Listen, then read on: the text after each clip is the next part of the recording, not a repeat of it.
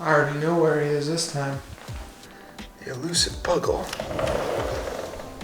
Hey, are you eating something? Always eating something, man. How do you always find something to eat? What's going on, boys? Welcome back to the vlog. Welcome back to the channel. I hope you guys are having a good day. I hope everything is going well for you guys. Oh, man. We got some stuff to do today. Need these. Today is all about getting that out of the garage so I can finish putting the motor in this. That is my goal. I failed at getting the motor put in this thing by the end of February. I failed with that miserably. So next thing is to just get it in as fast, not as fast as I can, but I do want to get it in. I want to do it right, but I want to get it in there. I'm tired of it just being like this. I want to start making some real progress on getting the motor in, getting the trans in, and at least making some headway on getting this thing started. So today is all about getting the motor right there put in here. And my main issue right now is, I think the main issue right now is how I have it hooked up to the jack or to the engine hoist. I'm gonna try putting it in again, but again, that requires 1, 2, 3, 4 hands. But for right now, let's at least wheel it over there and see if we can't make a little progress on getting it situated.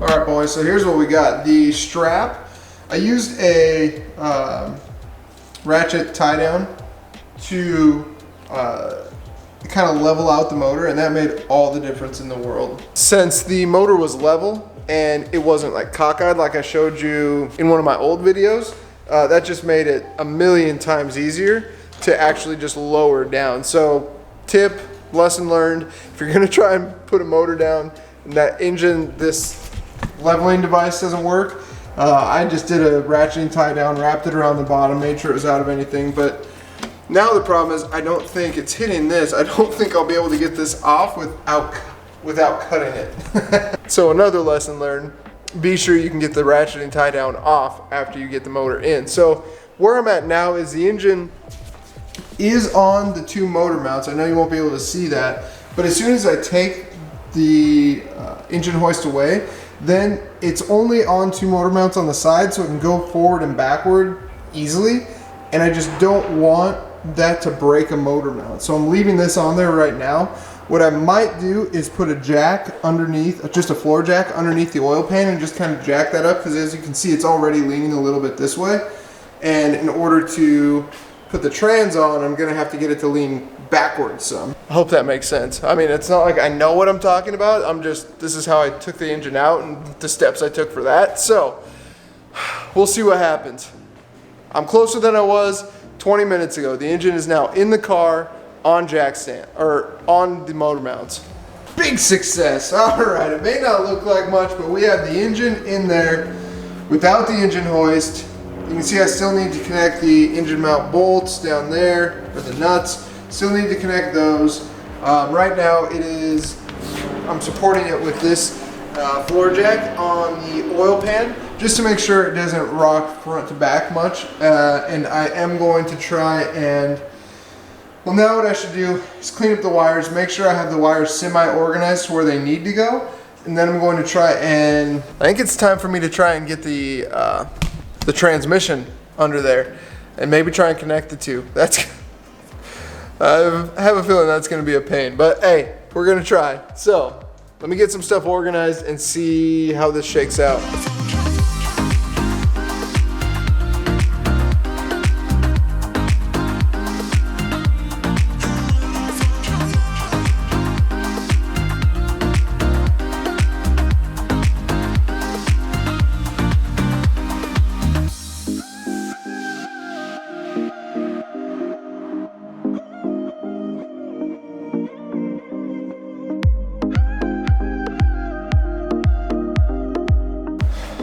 All right, I think, being completely unexperienced, so I don't know what I'm doing, I think it's time for me to get the trans connected as much as I can under there. So I'm not gonna be able to film too much of this, but I'll try my best. That thing's it's a beast. All right, here we go.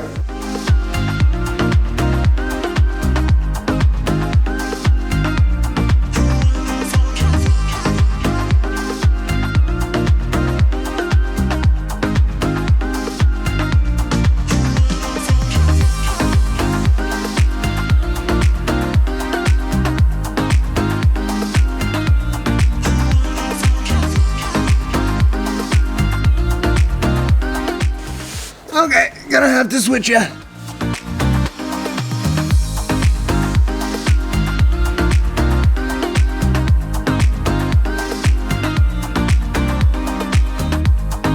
Oh, all right, boys, big moves, big moves. Got the motor in. As you can tell, there's a bunch of stuff not connected. Got the trans connected as well. I still have the jack for the trans down there, and I'm gonna leave it there. I have all the bell housing bolts attached, but I still have the subframe dropped, the 3 inches, because you know there's just I'm taking my time with this. I'm not going to raise the subframe up until I know that I've taken care of everything I need to take care of under the car, or with the way the trans is now. So I'm gonna end not the video, but I'm ending day one on this. I'm gonna try and get more stuff packed into the videos instead of getting out more videos. See how that does. Tell me how you guys like that. Tell me if that kind of works better for you guys. If you guys enjoy getting more stuff crammed into one video or videos more frequently. I'm really curious. But anyway, I'm not gonna end this video, so I will see you. Actually, I'll be back in like, all right, boys, it's day 2. So today my main focus is buttoning up the bell housing, getting all that taken care of, so tightening all the bolts, bell housing bolts to spec. And once I get that done, then I can raise the subframe back up, because if you don't remember, to install the trans or to get the trans off, you have to drop the subframe 3 inches. So I'll be able to raise the subframe back up. And then what I can start doing is really tackling the engine bay and all this. Like this. It's not supposed to be like that. This goes in here. So there's a ton of stuff I have to do to this. And I mean, honestly, if things go my way and I get a little lucky, knock on wood, I don't see why I wouldn't be able to, I don't know. There's not much more to do other than just the small details.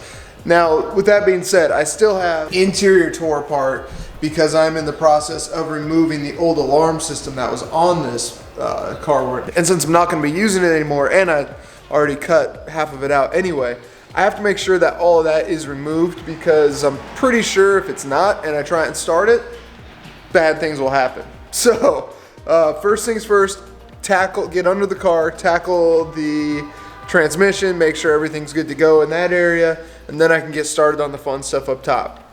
Let's go.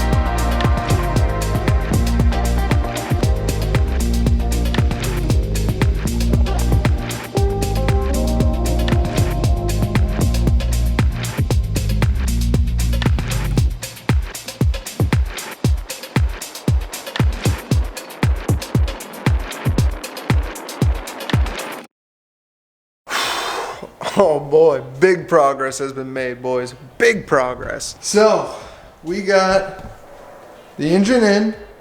We got the trans in, that's mounted. I have the engine mounts torqued. I have the bell housing bolts all torqued. I have the transmission installed. I still have the jack under there. I can pull that out at any time, but I have that. The trans is installed with the mount. I have the subframe is bolted back up to the chassis.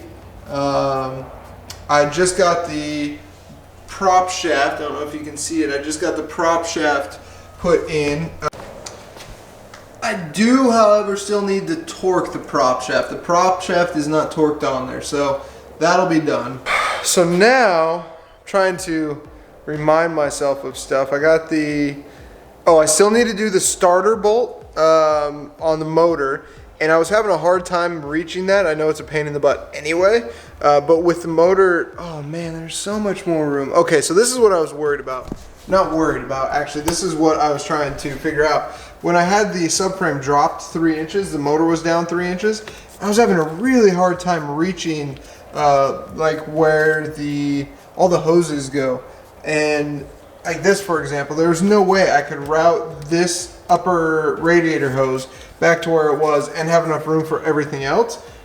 So that's what made me want to lift the motor up, because I assumed that when the subframe was down, I had it down like 3 inches. So when that was down, it was giving me less room to route hoses through. So I went through the trouble of raising it back up, basically almost completing the job. I mean, now what I have to do is torque the prop shaft bolts, and then it really is just start routing the radiator hoses, the heater hoses, the coolant hoses, and the grounds. And once I have that all done, it's basically fill it up with coolant, fill it up with oil, and figure out what to do with that gas. I think that gas is like 2 years old. I don't know how much of it is in there, but I think there's like some 2-year-old gas. So I got to figure that out. Huge progress though. Huge progress being made. All right, so now that I have the motor raised back up, I'm going to try and play around with routing some of these hoses now that there's more room here. I kind of have a general idea of where most of these hoses are supposed to go. But before, when the motor was down 3 inches because the subframe was down, I was having a hard time fitting them. So now that I have the motor jacked back up, now I think it'll be a little bit easier. So I'm going to play around with routing these.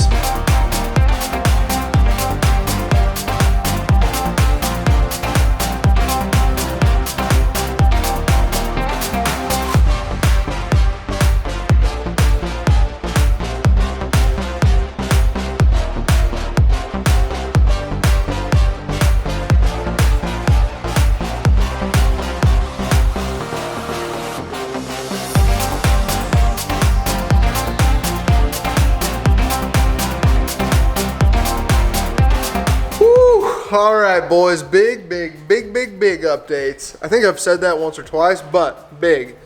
So here we go. We have, whoa, why is it? Okay, we have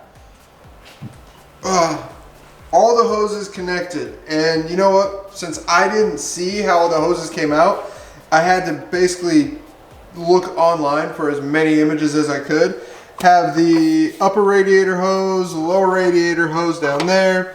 I don't know what I believe this is a vacuum. This goes, or no, that goes, I believe this might be a heater. Then this vacuum line snakes down and around there. And a couple of these I wasn't really sure about because they were just kind of dangled around. But if you guys are attempting this, let me show you what you need, because this literally has saved my butt. The clamps for the hoses on this are spring clamps. They are these type of things right here. And yeah, these little ones aren't bad, but when you get to the big ones, they are impossible. And the angles that you have to use to try and get those on are impossible. Now you can go like this. You can use something like this, which was on there before I got there. I don't have a spring clamp that size, so I just reuse it. You can use those. I don't know what they're called. screw fasteners, I'm not sure. But Honda recommends those spring clamps, so I tried to use those in as many places as I could. And I'm not joking, they're impossible to get to unless you have one, come here. One of these. Key, major key. You guys need this. So if you see right here, when you squeeze the handle, it will tighten that. And you know what? All right, when you squeeze the handle, this will shut, right? And clamp that hose or the spring clamp shut. And this does have a little stopper here, but it doesn't hold it. It doesn't work. So what I did, since I only have two hands and I couldn't use one of them to hold this thing shut, what I did was just get a zip tie, and when it's clamped shut and around the fastener how you want it, around the spring clamp as you want it, just get a zip tie and zip tie this thing shut as tight as you can, and then you have both hands to try and push that spring clamp wherever you need to get it. I'm telling you, unless you use those screw style hose clamps, there's no way you'll be able to get those spring clamps without this type of tool. No way. It's 30 bucks. Saves you all the headache in the world. Literally, it's a game changer. You have to have one, and you will reuse it.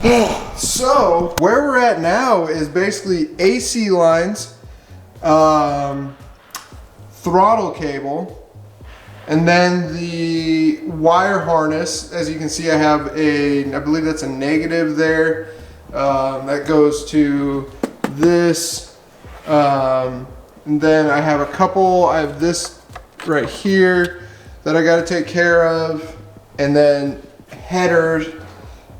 I just ordered a header gasket. So besides that, we're very close. Now I have to get the old gas out because I just texted the old owner and he thinks this gas in here is about 3 to 4 years old. So I bought a siphoning kit and I'm gonna get as much of that out. I'm not going to mess with lowering the tank because I would have to drop the drive shaft again, and I just don't want to mess with that. So, or maybe it comes out from the, I don't know. I don't want to mess with it. So I'm gonna siphon as much of it out as I can and then put in fresh 93, like half a tank or something, and that should be sufficient.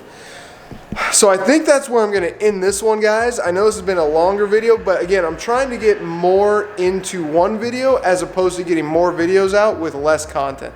Let me know what you think about that. Let me know how you feel about it, if you would rather just have more videos. But if you like this type, give it a thumbs up so I know. Again, we're super close, guys. Made huge progress on this. So I'm jacked. Smash that subscribe button if you're new to the channel, guys. I will see you on the next video. Peace.